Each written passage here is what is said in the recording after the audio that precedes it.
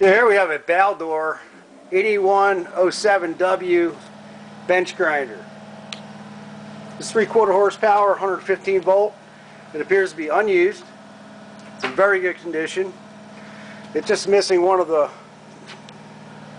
tool post holders right here, and includes the 2 eye shields. This one just has a small scratch in it right there.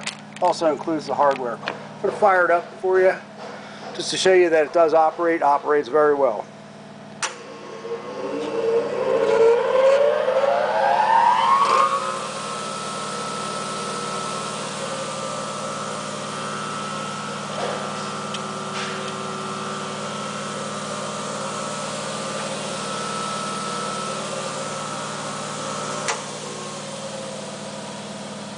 And we thank you for looking at our product.